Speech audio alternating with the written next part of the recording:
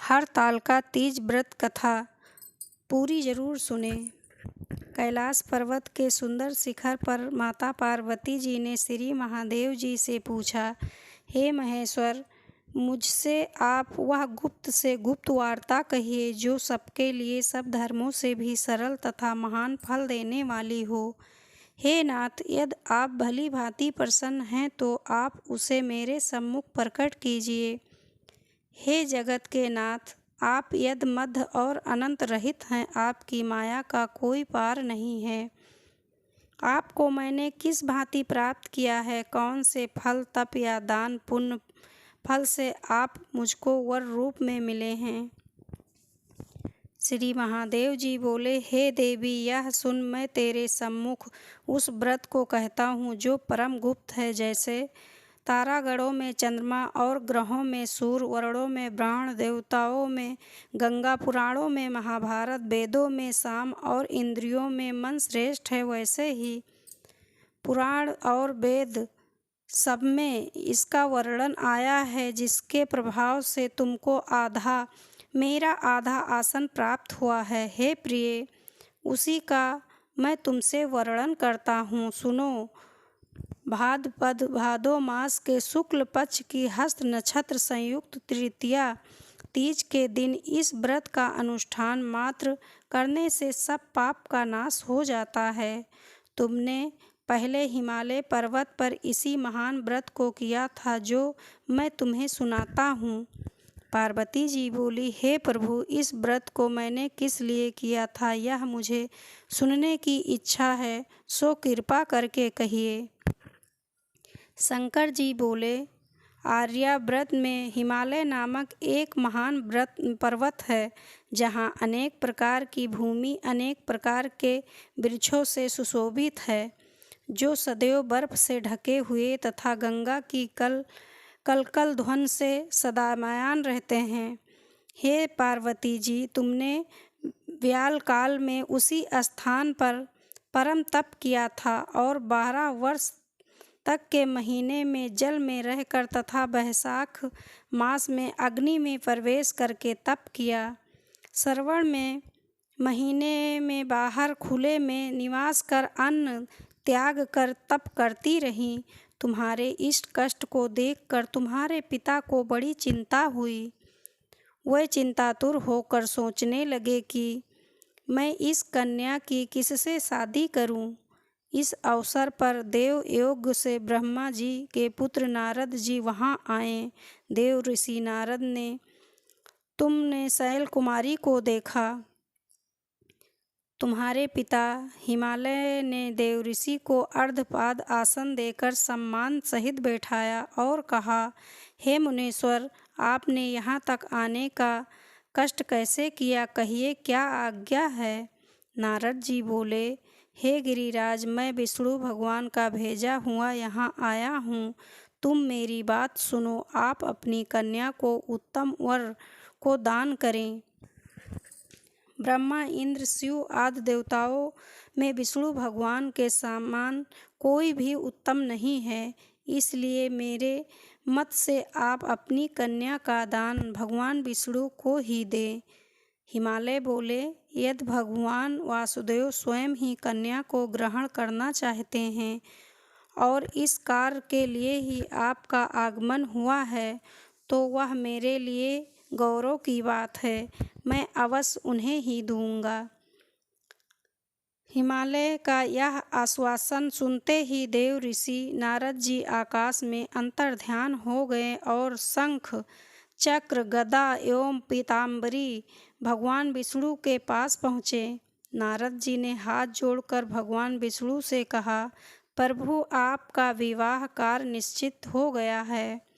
इधर हिमालय ने पार्वती जी से प्रसन्नतापूर्वक कहा, हे पुत्री, मैंने तुमको गरुड़ ध्वज भगवान विष्णु को अर्पण कर दिया है। पिता के इन वाक्यों को सुनते ही पार्वती जी अपनी सहेली के घर गईं और पृथ्वी पर गिरकर अत्यंत दुखित होकर विलाप करने लगी। उनको विलाप करते हुए देखकर सखी बोली, हे देवी, तुम किस कारण से दुख पाती हो मुझे बताओ, मैं अवश्य तुम्हारी इच्छा पूर्ण करूँगी। पार्वती जी बोली, हे सखी, सुन, मेरी जो मन की अभिलाषा है सुनाती हूँ। मैं श्री महादेव जी को वरण करना चाहती हूँ। मेरे इस कार्य को पिताजी ने बिगाड़ना चाहा है, इसलिए मैं निसंदेह इस शरीर का त्याग करूँगी। पार्वती के इन वचनों को सुनकर सखी ने कहा, हे देवी, जिस वन को तुम्हारे पिताजी ने न देखा हो तुम वहाँ चली जाओ। तब ये देवी पार्वती तुम अपनी सखी का यह वचन सुन ऐसे ही वन को चली गईं। पिता हिमालय ने तुमको घर पर न पाकर सोचा कि मेरी पुत्री को कोई देव, दानव अथवा किन्नर हरण करके ले गया है। मैंने नारद जी को वचन दिया था कि मैं पुत्री का गरुड़ ध्वज भगवान के साथ वरण करूँगा। अब यह कैसे पूरा होगा? ऐसा सोचकर वह बहुत चिंतातुर हो मूर्छित हो गए। तब सब लोग हाहाकार करते हुए दौड़े और मूर्छा दूर करने पर गिरिराज जी बोले कि हमें आप अपनी मूर्छा का कारण बताओ। हिमालय बोले, मेरे दुख का कारण है कि मेरी रत्न रूपी कन्या को कोई हरण कर ले गया है। यह सर्प इस गया है, इसी सिंह या व्याघ्र ने मार डाला है। वह जाने कहाँ चली गई है, उसे किसी राक्षस ने मार डाला है। इस प्रकार कहकर गिरिराज दुखित होकर ऐसे काँपने लगे जैसे तीव्र आयु के चलने पर कोई वृक्ष काँपता है। तत्पश्चात हे पार्वती, तुम्हें गिरिराज साथियों सहित घने जंगल में ढूंढने निकले। सिंह, व्याघ्र, रीछ आदि हिंसक जंतुओं के कारण वन महाभयानक प्रतीत होता था। तुम भी सखी के साथ भयानक जंगल में घूमती हुई वन में एक नदी के तट पर एक गुफा में पहुंची। उस गुफा में तुम आनी सखी के साथ प्रवेश कर गई, जहां तुम अन्न जल का त्याग करके बालू का लिंग बनाकर मेरी आराधना करती रही। उस समय पर भाद्रपद मास की हस्त नक्षत्र युक्त तृतीया के दिन तुमने मेरा विधि विधान से पूजन किया था तथा रात्रि को गीत गायन करते हुए जागरण किया। तुम्हारे उस महाव्रत के प्रभाव से मेरा आसन डोलने लगा। मैं उसी स्थान पर आ गया जहाँ तुम और तुम्हारी सखी दोनों थीं। मैंने आकर तुमसे कहा, हे वरदान्य, मैं तुमसे प्रसन्न हूँ, तू मुझसे वरदान मांग। तुमने कहा कि हे देव, यदि आप मुझसे प्रसन्न हो तो आप महादेव जी ही मेरे पति हो। मैं तथास्तु ऐसा कहकर कैलाश पर्वत को चला गया और तुमने प्रभात होते ही मेरी उस बालू की प्रतिमा को नदी में विसर्जित कर दिया। हे सुबह, तुमने वहाँ अपनी सखी सहित व्रत का पारायण किया। इतने में तुम्हारे पिता हिमवान भी ढूंढते ढूंढते उसी वन में आ पहुँचे। उस समय उन्होंने नदी के तट पर दो कन्याओं को देखा तो ये तुम्हारे पास आ गए और तुम्हें हृदय से लगाकर रोने लगे और बोले, बेटी, तुम इस सिंह, व्याघ्र आदि युक्त घने जंगल में क्यों चली आई? तुमने कहा, हे पिता, मैं पहले ही अपना शरीर शंकर जी को समर्पित कर दिया है, किंतु आपने इसके कार्य किया है, इसलिए मैं चली आई। ऐसा सुनकर हिमवान ने तुमसे कहा कि मैं तुम्हारी इच्छा के विरुद्ध यह कार्य नहीं करूँगा। तब वह तुम्हें लेकर घर को आए और तुम्हारा विवाह मेरे साथ कर दिया। हे प्रिय, उसी व्रत के प्रभाव से तुमको मेरा अर्धासन प्राप्त हुआ है।